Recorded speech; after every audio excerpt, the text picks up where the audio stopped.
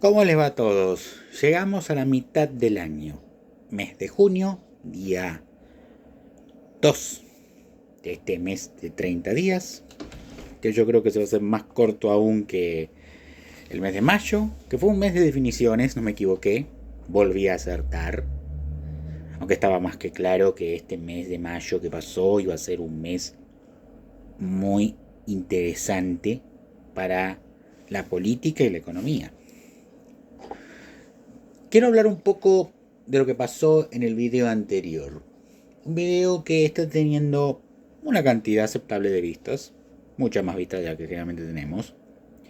Supongo que con el tiempo irá creciendo. Lo voy a dejar como video principal, que fue el último video de la semana de mayo, en la cual me hice la pregunta de si el pueblo quería saber de lo que se trataba. Y obviamente de lo que se trata, tal vez a mucha gente no le guste y no le interese. Pero los datos son claros, la información está clara, los argumentos están dados. Y deberíamos darnos esa discusión, por lo menos para replantearnos las cosas como nación. Reconstruirnos tal vez de una manera mucho mejor. Lo cierto es que la Revolución de Mayo no la podemos mirar más ya bajo la perspectiva en que la mirábamos. Tenemos que mirarlo bajo la perspectiva correcta, que es la perspectiva que enuncié en el video. ¿Es una perspectiva difícil? Sí, por supuesto. ¿Y nos obliga a hacernos más preguntas? Sí, por supuesto también. No nos dan respuestas, nos hacen más preguntas acerca del futuro, porque esto ya es pasado, esto ya es novela vieja. Lo que te conté fue lo que hizo la Revolución de Mayo de verdad. No lo que te contaron en la escuela, no lo que te contó el Estado, no lo que te contaron los que les interesa que este sistema siga. Te conté desde el punto de vista de los afectados por esa revolución, que fue todo el resto de provincias, exceptuando aquellas que terminaron separándose, menciono los tres casos, principalmente Alberdi, de Paraguay, Montevideo y el Alto Perú, que hoy son tres naciones distintas. Y te conté además el trasfondo ideológico que subyacía en estos personajes, que vos llamás próceres, y que yo califico de seres nefastos. Por supuesto, algunos me dirán que soy un antipatriota, pero en realidad antipatriota acá no soy yo el que cuenta esto. Lo cuenta Alberdi y lo cuentan también otros autores. Claro que solapadamente, por temor a las represalias de la historia oficial y de los nacionalistas que siempre son el verdadero cáncer de cualquier lado. De cualquier país, el nacionalista, el que más lo ama, el más fanático, es siempre la peor versión de la historia. Es un potencial criminal que mataría en nombre de su patria inexistente.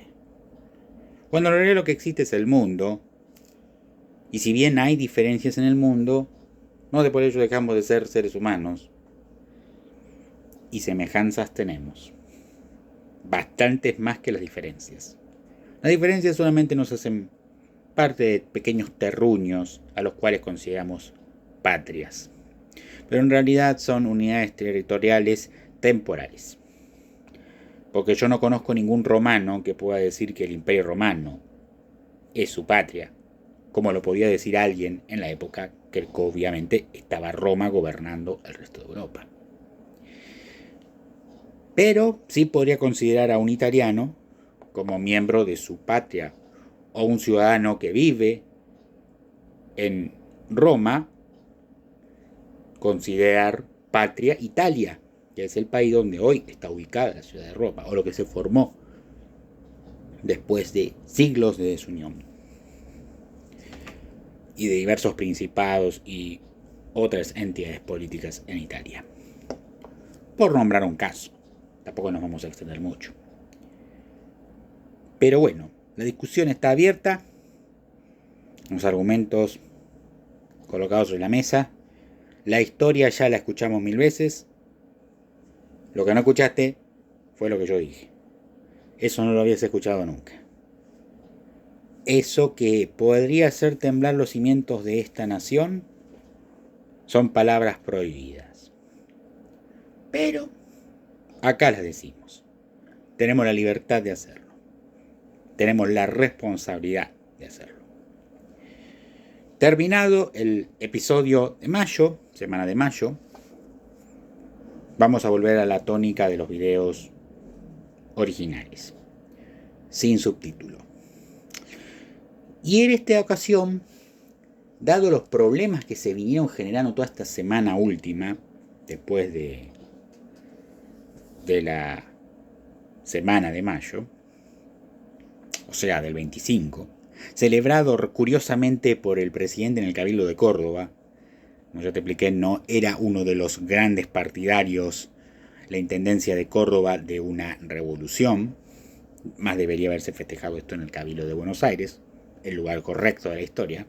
Así como el 9 de julio se festeja en Tucumán. Pero bueno, se eligió el Cabildo de Córdoba, un cabildo que no estaba a favor de la revolución y estaba a favor del rey. Pero bueno, se ve que el presidente de historia tampoco sabe. No sabe de muchas cosas, no sabe dónde está parado, no sabe de economía, no sabe de historia y no sabe qué hacen sus ministros. Y eso tal vez es el centro de este video. Igualmente, vamos a hablar de economía. Y en este video, lo que voy a hablar de economía, más la crisis política, tiene como nombre, justamente lo acabo de decir, crisis. Estamos en una crisis política, económica, social, muy grande. La crisis económica es por todos conocida, una depresión económica que no para de generar disgustos, aunque hay unas pequeñas luces de que podría tender la situación a ser una B corta, son muy débiles y tenues, y son, creo que, relato estadístico más que una recuperación verdadera de la actividad económica.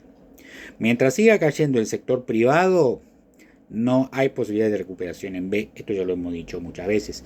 Epotorno, que es un amigo y además parte del consejo de asesores del presidente, dijo que va a ser una especie de recesión o sea, una U, pero como una especie de sonrisa. No sé. O sea que va a ser muy lenta, arrastrando los pies. Como la inflación bajando, arrastrando los pies. Por lo tanto, ningún tipo de recuperación es posible con esa forma. La B es la deseable. Es está, se acabó. Volvimos a crecer. O volvimos a estar como en el 2023. Póngale lo que usted quiera. Aunque el tema económico creo que valía la pena empezar a ocuparse, y como siempre mi confiable teléfono tiene la información que estamos buscando. Aquí principalmente voy a hablar de dos cosas. La idea fundamental, creo yo, la saco de Cacha, obviamente, que por ejemplo nos cuenta lo que es el impuesto país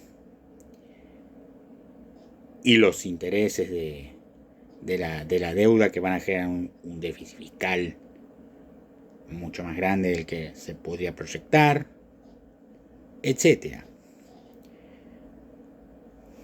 Por ejemplo, en una entrevista hizo una dura crítica a Cacha. Dijo, hay cepo, país, dólar y rebote inflacionario. El economista hizo un duro diagnóstico sobre el plan, dijo que Milei depende del cepo y con ello obstaculiza la recuperación. Lo cual es cierto. Ahora vamos a explicar por qué. Impuesto país, dice en un tuit del día 31. ¿Otro impuesto permanente? ¿Qué hubiese pasado con el superávit financiero sin el impuesto país? Como puede verse en el gráfico, yo no lo puedo mostrar el gráfico, salvo en enero, en todos los otros meses el impuesto país superó ampliamente el superávit fiscal financiero. El gobierno se metió en un gran problema en aumentar la alícuota y extender el impuesto país, porque ahora, como el resto de los impuestos transitorios, me parece que está condenado a ser permanente. Y obviamente, el resultado financiero, si toma el superávit financiero de enero del año 24, es de 51 y el de impuesto país de 46. El superávit financiero en febrero es 33 y el impuesto país 57. En marzo es 27 el superávit financiero y el impuesto país es 69. Y en abril 17 y el impuesto es 51. O sea, se va achicando cada vez más el superávit fiscal financiero y aumenta el impuesto país. Es decir, el impuesto país está compensando la caída de los otros impuestos. Por lo tanto, es raro que en esta situación, dado que el corazón del programa es un famoso ancla fiscal, es muy raro que puedan sacar el cepo. El cepo no lo van a sacar ni este año ni el próximo. Y si lo sacasen, tendrían que tener un plan muy bueno que nunca van a tener porque no saben de economía. Caputo no sabe de economía, es solamente un trader, y Milei tampoco, aunque presuma de saber muchas cosas.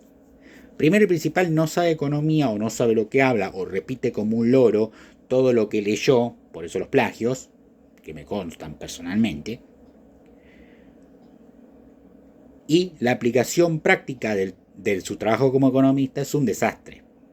Ni siquiera se puede calificar esto como algo bueno de la Escuela de Chicago. Es una especie de mezcla de dos ideas económicas dentro de la Universidad de Chicago que mezclan las expectativas, tanto en el lado adaptativo, es decir, mirando para atrás, como en las racionales, que es hacia el futuro. Yo había dicho que las dos son fuertemente recesivas, me equivoqué, solamente la adaptativa es recesiva, mientras que la otra, la de Robert Lucas, de expectativas racionales, no tendría por qué ser recesiva. Bueno, estamos generando una depresión económica, o sea, es una mezcla asquerosa, rara, que lo único que termina haciendo es generando un problema económico mucho mayor que el que tenía que resolver. Pero me quiero enfocar en lo que podemos decir es una nota que hizo Walter Graziano, que la recomendó Diego Giacomini. Y si algo recomienda Diego, que sabe de estas cosas, entonces hay que leerlo, porque estaba absolutamente de acuerdo en todo lo que decía. Y es una nota de ámbito financiero, del 17 de mayo. Claro, no la leímos antes porque estábamos ocupados con la revolución, con el trasfondo histórico, con eso. Por eso no lo leí la vez pasada. Decidí dejarla para este momento. Por supuesto, la vamos a leer. Espero hacerlo rápido para no ocupar tanto tiempo con economía el video. La nota de Walter Graziano, un economista conocido, heterodoxo, pero sabe de lo que habla. Yo le tengo bastante respeto intelectual y considero que no está hablando al pedo en absoluto. Y dice, el mago Luis Caputo y el conejo muerto. Nada por aquí, nada por allá. Qué buen título, sería para un video futuro. El truco de magia que por ahora divierte puede en no demasiado tiempo terminar en un show financiero del horror. Nada por aquí, nada por allá, el mago mantiene en vilo a la multitud. Las expectativas son enormes porque prometió sacar de la galera un conejo del tamaño de un canguro. Y las expectativas no se vieron defraudadas. Es el intento de reducir los pasivos monetarios del BCRA. El mago consiguió colocar nada menos que 11,7 billones de pesos de un solo golpe en letras y bonos del tesoro. Letras y bonos que obviamente van a ser pagados por los bancos, reduciendo el stock de pases pasivos, o sea, los pasivos remunerados del Banco Central de la República Argentina, nada menos que un 30% de un día para el otro. Nos prometieron un conejo del tamaño de un canguro y no defraudaron. Pero siempre hay un maldito pero que arruina la fiesta. Algo no huele bien, nada bien. En este pase de magia que si pudiera tener realmente el efecto deseado estaría para el Nobel de Economía. poco a poco los defectos del super truco de magia empiezan a verse. Por ejemplo, los 11,7 billones que eran deuda del BCRA pasan a ser deuda del Tesoro. Vale decir que el Estado mantiene su nivel de deuda intacto, sin reducirse un solo peso con respecto al día previo a la licitación. ¿Y el déficit? Bueno, el déficit en realidad sube. Sube porque mientras el BCRA paga alrededor de 3,3% mensual por los pases, el Tesoro paga 4,5% mensual por sus letras.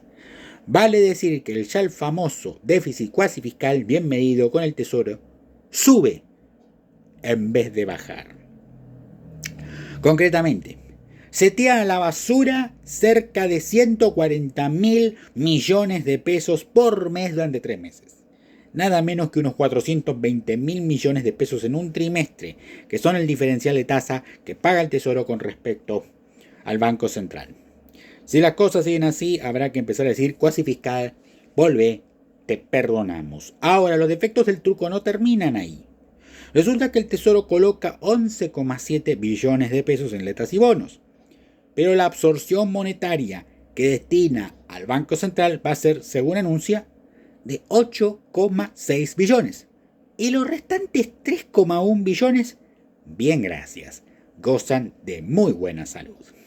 Lo que es seguro es que permaneciendo en el mercado generen el efecto denominado efecto multiplicador del dinero, que no explicaremos por ser demasiado técnico, pero pónganle la firma al lector que no es otra cosa que pesos generando nuevos pesos. En este punto no hay que destacar que en breve los funcionarios salgan a manifestar que incluso a este pequeño vuelto de 3,1 billones se va a neutralizar mediante una u otra vía. ¿Saben qué? De poco y nada importa. ¿Cómo que de poco y nada importa? Sí, de poco y nada importa, porque el conejo del tamaño de un canguro que el mago logró sacar de la galera salió de entrada muerto. Sí, el mago sacó un conejo muerto. Veamos por qué.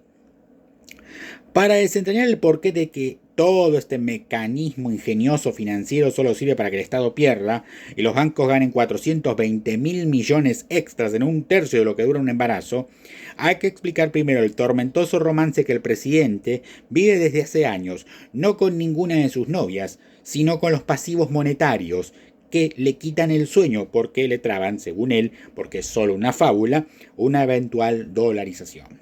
¿Qué se necesita para dolarizar? Ocurre que de las diferentes formas de dolarizar el presidente parece haber advertido la existencia de solo una, por más que lance ejemplos de diferentes países. La cuestión es que quizás influido en exceso por el dulce recuerdo de la fase de la bonanza inicial de la convertibilidad, identifica una dolarización con la transformación a dólares de todos los pasivos monetarios del BCRA. Hoy le hace la base monetaria y los pases pasivos. Antes también estaban las fallecidas Leliq, Levac, etc. Entonces no es necesario ser demasiado sagaz para advertir, es más, lo confesó públicamente el propio Milei hace días, que la idea sigue siendo dolarizar y que en la problemática vía de acción, que es la única que Milei ve para lograrlo, tiene que transformar los pasivos monetarios del BCRA a dólares. Ahora bien, para poder hacerlo se necesita o bien muchísimos dólares o bien bajar drásticamente los pasivos monetarios. De ahí la reciente megalicitación de bonos y letras que, no tenga dudas el lector, fue súper conversada e coproducida entre implementadores e implementados. Con esto, los funcionarios lograron bajar artificialmente los pasivos monetarios al costo de subir la deuda del Tesoro mucho más de lo que baja la deuda del central. Pero Milei cree que le sirve, porque una dolarización le parece más cercana. Eventualmente por esta vía podría reducir a cero los pases y dejar como único pasivo en pesos del BCA la base monetaria, facilitando así una dolarización low cost. ¿Qué es una dolarización low cost? Una dolarización hecha con muy pocos dólares, con chirolas. Hasta hace días a $1 de 1.000 pesos se habría necesitado para dolarizar por el sistema Milei casi 50.000 millones de dólares. Aunque usted no lo crea, unos 25.000 millones más que cuando asumió este gobierno en diciembre, dado que, en buen romance, Caputo, lejos de licuar, deslicuó, solidificó al bajar el dólar financiero de más de 1.200 a 1.000 y generar por diversas vías nuevos pasivos monetarios del Banco Central por todos los costados, mientras con bombos y platillos se decía lo contrario. Vale decir, no licuó como había que licuar, sino que lo hizo como un electricista advenedizo, poniendo el polo positivo donde va el negativo. Había que licuar contra dólares y en una verdadera chambonada licuó contra bienes y super solidificó, ultra revalorizó contra dólares, que era justo lo que no había que hacer. Ahora es tarde, y si no parece tarde es porque solo este gobierno asumió con la economía tan pero tan desmonetizada que al principio, en la etapa de la luna de miel, el sistema se banca cualquier burrada. Hasta las muchas y muy grandes que se cometieron y se cometen y que ahora no tenemos tiempo de mencionar. Ahora bien, en el camino a una dolarización low cost, el presidente ministro puede avanzar más y más. No solo acabando del todo con los pases pasivos del BCRA, poniéndolos a nombre del Tesoro en una obra maestra de gatopardismo. Pueden avanzar incluso más. Les damos una idea. ¿Por qué no cambiar el deudor de los encajes no remunerados y colocar toda esa suma en un bono del Tesoro base cero? Vale decir, retirar como pasivo del BCRA las cuentas corrientes de los bancos, los cuales deberían constituir esas mismas sumas en bonos no remunerados del Tesoro. De esta manera, además de ahorrarse 35.500 millones de dólares para dolarizar, que eran los pases hasta 6 días, se ahorraría otros 4.500 millones. Y con solo 9.400 millones rescataría todo el circulante y habría dolarizado. Incluso se podrían idear maneras de que se vaya aún más allá. Incluso se podría lograr dolarizar con solo 5.000 millones de dólares, haciendo cirugía financiera sobre el circulante. Magia, entonces. Milei puede dolarizar sin dólares y acabar para siempre con las simples pamplinas de la inflación, la devaluación, el Banco Central.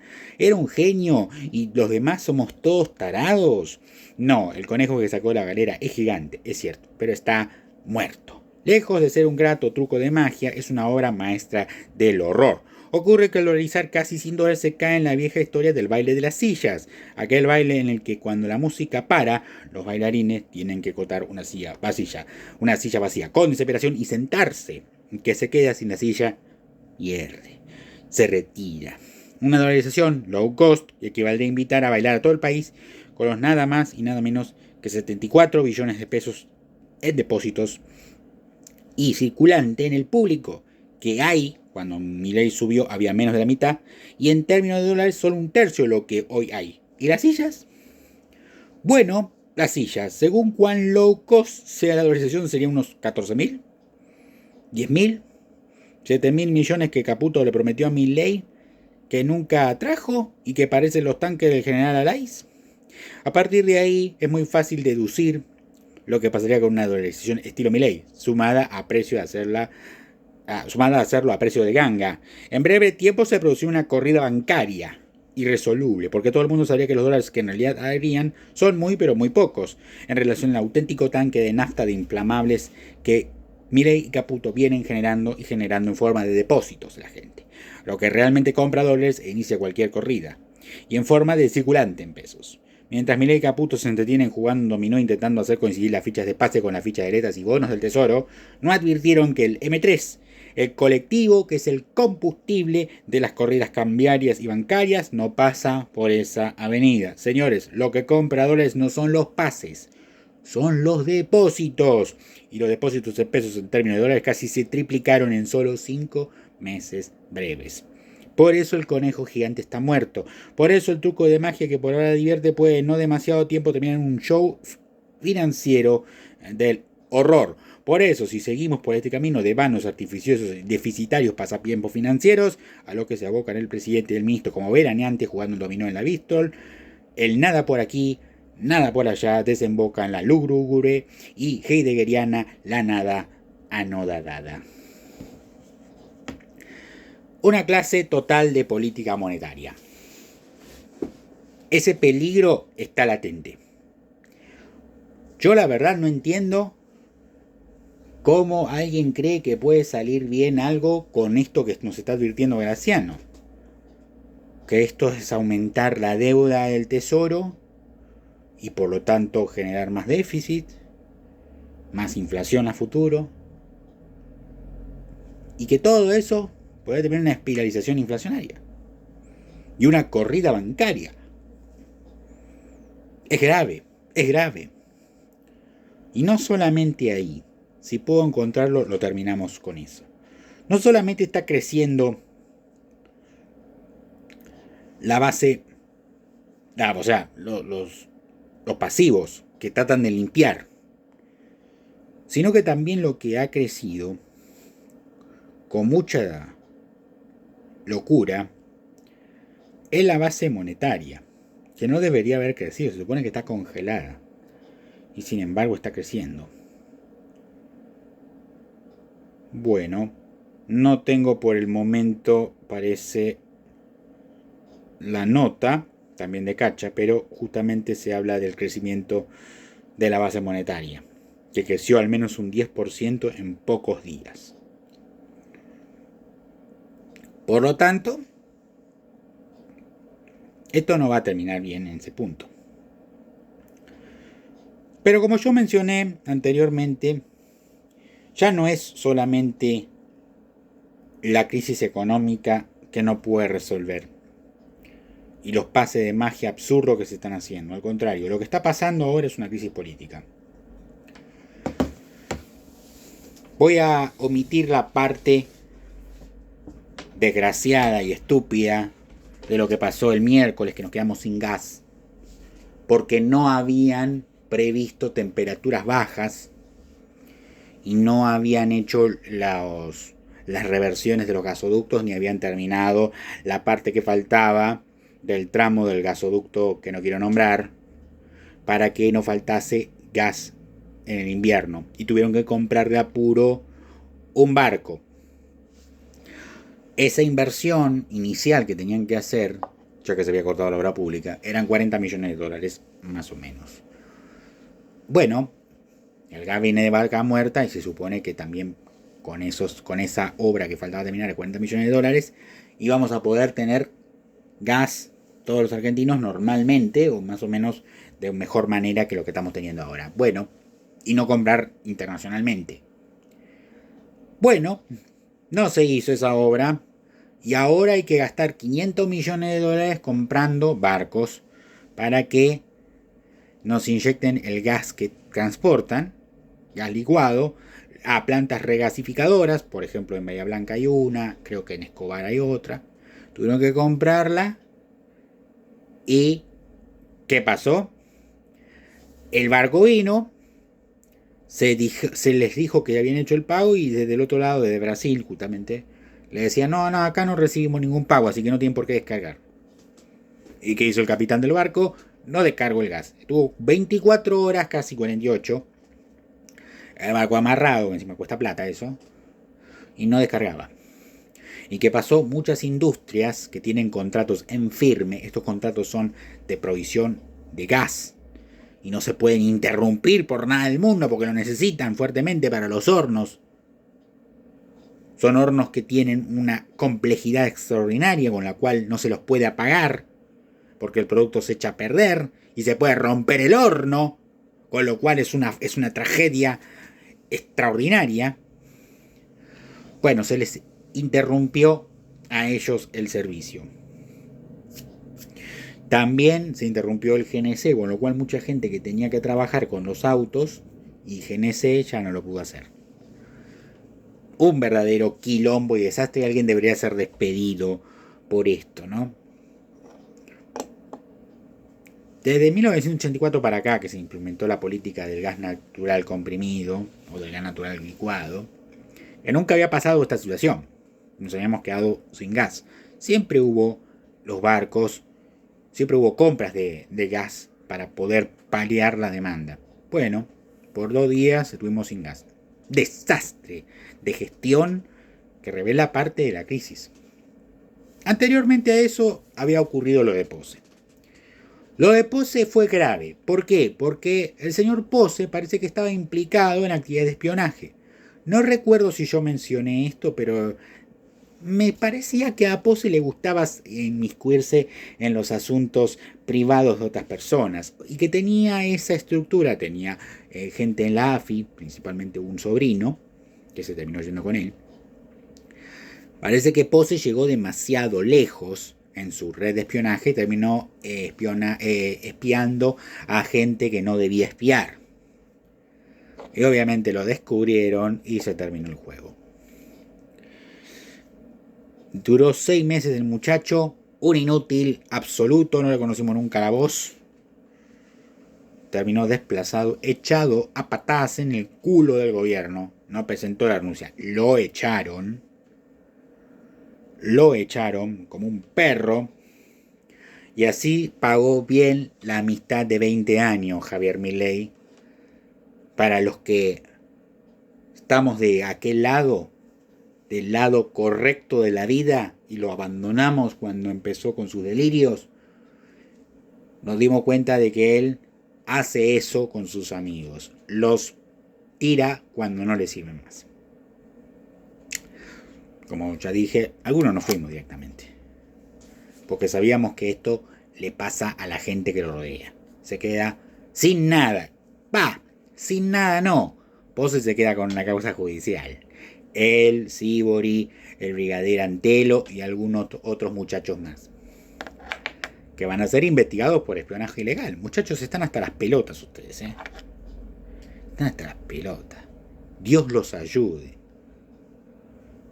De este gobierno se fue el jefe de gabinete y no era suficiente escándalo. Pasó lo de la comida. Y acá me voy a enfocar. El Comida Gate. Me gusta llamarlo así. Lo hubiera llamado al video Comida Gate. Me parece que también lo voy a dejar para algún video. Si es que vuelve a haber un escándalo con comida.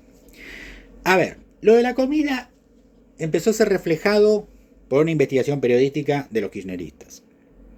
Más precisamente del periodista Mauro Federico. Tengo entendido que lo que decía el tipo era correcto y era razonable. Después apareció la gente de Navarro y pidió justamente acceso a la información pública. Lo que debían hacer, hicieron lo correcto los muchachos. Serán kirchneristas, pero hicieron lo correcto. Dijeron, tienen abarrotada comida que compró el gobierno anterior. La tienen abarrotada en 2 depósitos. Uno en Villa Martelli y otro en Tafí Viejo, en Tucumán. Yo también logré averiguar por mis partes. Y sí, había comida abarrotada. Desde diciembre. Es más, yo tenía información de que el Ministerio de Capital Urbano, esa porquería soviética que se construyó, que ahora está generando este quilombo, extraordinaria crisis política, que termina de minar la confianza del gobierno de Milei, no había entregado las cajas navideñas. Porque según Petovelo eran de mala calidad. No recuerdo si lo dije en algún video, pero no se entregaron a centenares de personas las cajas navideñas que entregaba el Ministerio de Desarrollo Social. No se entregaron. Los pan dulces se vencieron. No creo que hayan durado, se habrán tirado. De hecho, apareció una auditoría y dice que falta comida. O sea que hay mucha comida que se habrá perdido en el camino. Es la verdad una gigantesca hijaputez. Yo como libertario no estoy de acuerdo con que el Estado compre comida para darle de comer a la gente. Al contrario, debería ser el sector privado, mediante la inversión, mediante un plan serio, mediante la creación de más puestos de trabajo para la gente pobre, que pudiera comer en su casa sin necesidad de ir a un comedor. A tratar de sobrevivir, porque eso es sobrevivir, no es vivir. Pero eso no ocurre my best. Así que vamos al segundo best. ¿Cuál es el segundo best? Que la plata que uno paga en impuestos, cuando hace una compra o en ganancias, en mi caso no pago ganancias, pero gente que pagaba ganancias, pagó esos alimentos y esos alimentos estaban retenidos en los depósitos y se tenían que haber repartido como correspondía para paliar un poco los efectos de la crisis económica que estamos viviendo. No puede ser que haya leche que se haya vencido. No puede ser que hayan dicho que hay yerba mate de mala calidad. Otra vez volvieron con esa misma idea. Y fueron a llevarlo a un programa de televisión diciendo que le daban eso a la gente. La gente toma mate. Vivimos en Argentina, estúpidos. Por lo tanto, esa comida se tenía que repartir. No se repartió. Y me duele en el alma tener que decir estas 3 palabras que nunca pensé, porque justamente alguien decía y hacía el reclamo, mientras el gobierno hablaba de la corrupción de ellos. de los dirigentes sociales. Pero no querían decir nunca estas tres palabras. Grabois tenía razón. Tres palabras que jamás se me hubieran ocurrido que iba a decir. El tipo estaba denunciando que estaban acopiando la comida. Y era verdad. Era verdad. Estaba el depósito abarrotado de comida. Comida que tiene vencimiento en breve. Está de diciembre ahí. Y hay gente con los comedores que no llega. Hay más gente, hay menos comida, el comedor entonces tiene que priorizar o terminará cerrando. ¿Y qué quieren? ¿Que esa gente después haga como dice el presidente y empiece a rebuscársela para no morir de hambre? Como dijo en uno de sus viajes. Que salió el boludo de la península a defenderlo. Obviamente sin entender un carajo de lo que pasa en nuestro país. No sé por qué habla de nuestro país este gilipollas. No tiene otra cosa que hacer, que hable del suyo. Yo no hablo de España. Yo no hablo de los quilombos que tienen allá. Que no hable más del mío. Dejá que yo hablo del mío, que yo lo conozco, porque vivo acá, boludo. Vos no vivís acá. No vives acá, tío. Dejaos de joder. ¿Entendisteis? ¿O cómo quieres que te lo diga? ¿En español? ¿En otro español? No sabes un carajo de lo que pasa, salvo lo que te cuenta el gobierno. Y esto en parte no te la contó. Grabois en ese sentido había denunciado que estaba la comida y la comida estaba, de verdad. Apareció una orden judicial. El gobierno que no quería entregar la comida quería apelar, diciendo que el juez se había metido con las condiciones. Mirá que el juez no me gusta para nada, es Casanello. Pero acá estuvo bien. Dijo, bueno, la comida está. Entréguenla. Hagan un plan. Les doy 72 horas. Entréguenla. Cuando fueron a ver, la comida estaba una parte podrida y otra a punto de expirar.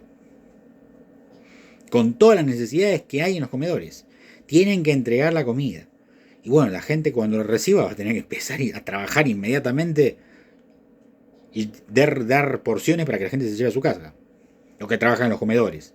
Van a tener que agarrar todo lo que esté a punto de vencer, prepararlo y despacharlo rápido. Una velocidad casi de la luz. Porque no falta poco para que eso expire. Y la verdad, ese dinero que quedó ahí en esa comida que está pudriéndose, es una demostración de lo que es Argentina. No su gobierno, todo lo que es, todo lo que significa. Somos capaces de acopiar esta comida para dejarla en catástrofes. Cuando esta comida no se puede dejar en catástrofes, muchachos. Además, ¿no se acuerdan que tuvimos varias catástrofes, inundaciones, lo que le pasó a Bahía Blanca? ¿Se acuerdan? Del tornado que hubo, la cantidad de casas que dejó. Sin techo, sin paredes. Un desastre fue eso. Y no hubo ninguna ayuda del Estado, que no lo compró esta administración, lo compró la anterior. Lo compró el putañero de Fernández. Secundado por el señor Humo Massa. La comida estaba ahí. Y no la querían repartir para después decir que no es para esta comida. La dejamos ahí, es un gasto menos del Ministerio de Capital Humano. El que tenía la billetera abierta.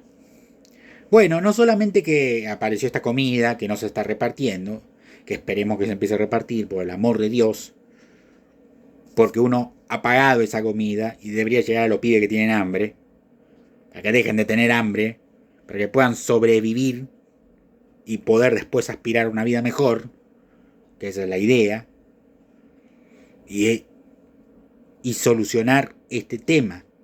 El problema es que empezaron a explotar todas las mierdas que tiene adentro del ministerio. Y apareció otra vez la palabra sobresueldo, vinculado al ex secretario de Niñez, Adolescencia, Pablo Latorre, de San Miguel, hermano del ex intendente, que hoy era aliado de Milei. Hasta se ven sacar una foto juntos de Latorre. Lo cagaron a tu hermano. Ahora supongo que ya que estás en ese bloque de mierda de La Libertad Avanza en la legislatura, te vas a separar, te vas a ir porque te traicionaron, hermano. Y encima te hicieron una denuncia judicial. Hicieron una denuncia judicial a Pablo de la Torre. Por lo tanto va a tener que explicar. Y va a tener que explicar, más que nada, no porque no se repartió la comida, sino porque encontraron que hay sobresueldos y que hay gente ñoqui dentro del Ministerio de Capital Humano, al cual una parte de los sueldos de esos ñoquis iban a la caja de la Torre. Eso es lo que denuncia el propio gobierno. O sea, son más corruptos que los K. Porque ustedes denunciaban a Beliboni, bueno, que no es kirchnerista, pero a Beliboni, a Grabois, algún otro más, de hacer casi lo mismo, de quedarse con la comida, darles comprar comida mala y darle, o sea, y ustedes directamente cobraban del ministerio sin hacer un carajo y parte del sueldo iba para el secretario de Niñez, Adolescencia y Familia. La vieja época de los sobresueldos, la puta madre. Encima contaron una organización que no es muy transparente, que se llama Organización de Estados Iberoamericanos, no sé si se llama. No sé si será, la verdad, no sé qué carajo hace esta gente. Que cobraban un porcentaje por la compra. Por tanto, está todo sospechado. Ha generado una crisis de primera magnitud esto. Algunos dicen y lo vinculan a Pose. Yo no tengo confirmado eso, pero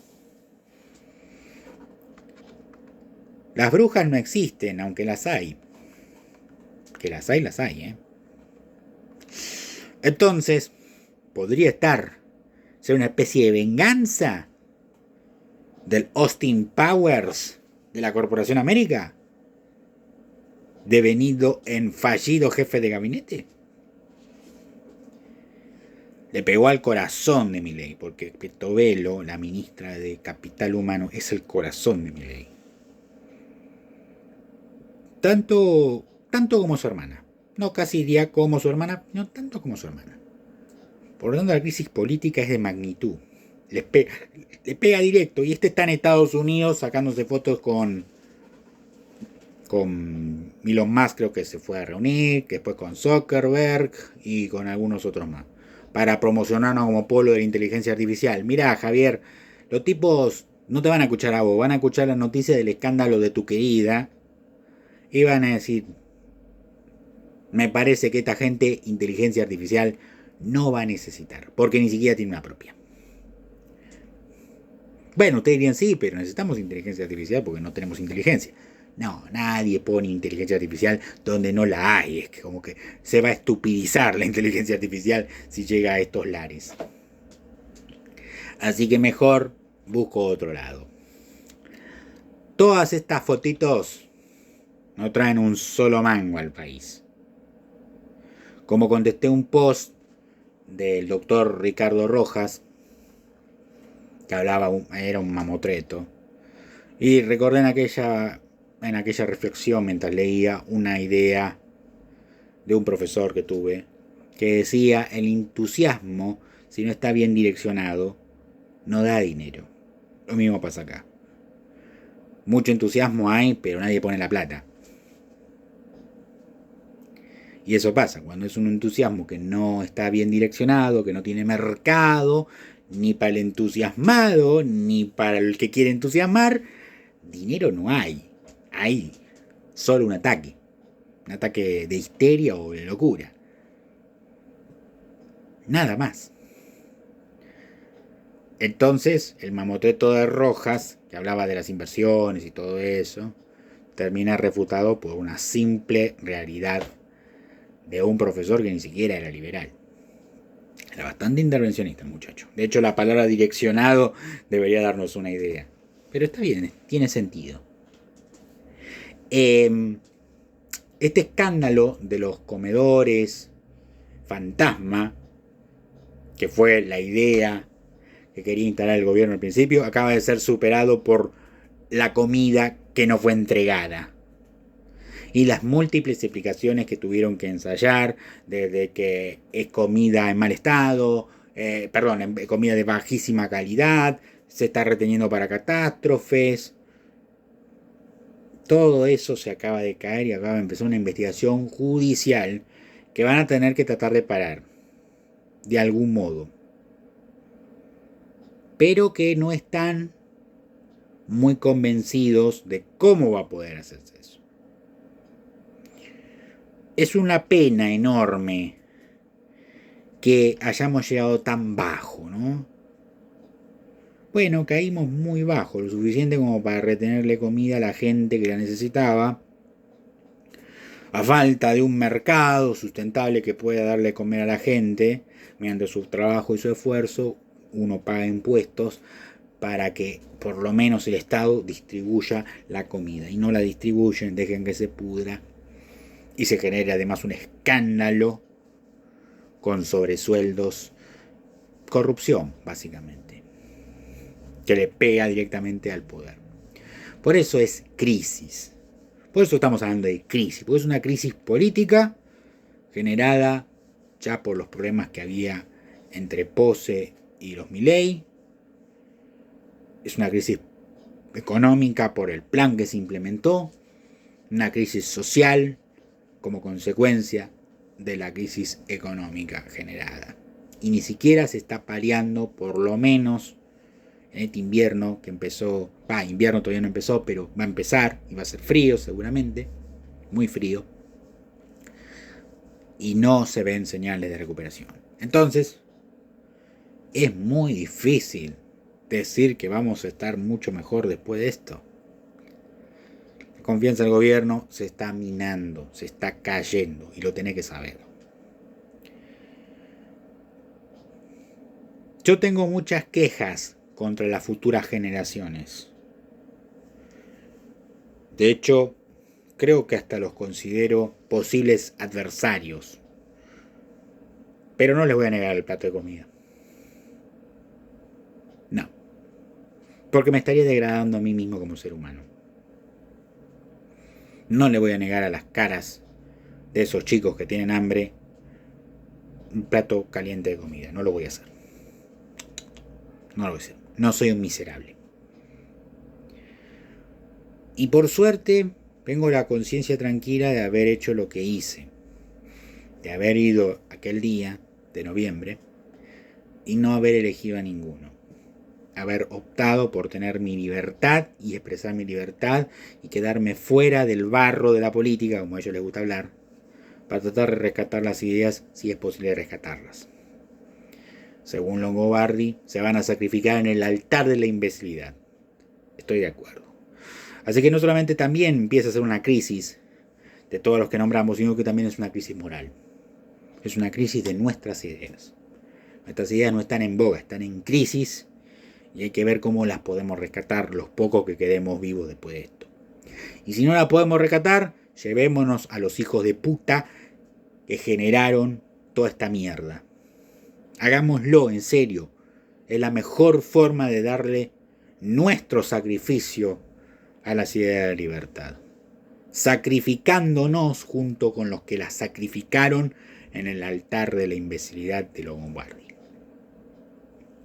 Entonces, empecemos a tomar la reflexión, aquellos que todavía no estamos contaminados con esta impuricia de Petovelo y sus secuaces, de Milei y de sus delirios, y de Pose y sus juguetitos. Todavía tenemos tiempo, cada vez menos, de intentar, por lo menos, no torcer la historia de esta nación, que para mí ya está absolutamente cantada, terminado, sino por lo menos tratar de salvar nuestras ideas. Y si no podemos salvarla, bueno, saquemos el pie de la mina y dejemos que explote. Pero llevémoslo a estos desgraciados con nosotros. Tienen que venir con nosotros, al mismo lugar, ya que nos han condenado a la destrucción. Y bueno, creo que no solucionará mucho eso. Posiblemente nunca va a ser la solución de nada. Pero el mundo se quedaría sin estos farsantes. Y eso es eso sí vale. Siempre vale menos un farsante menos en este mundo. El mundo es así y no lo podemos cambiar.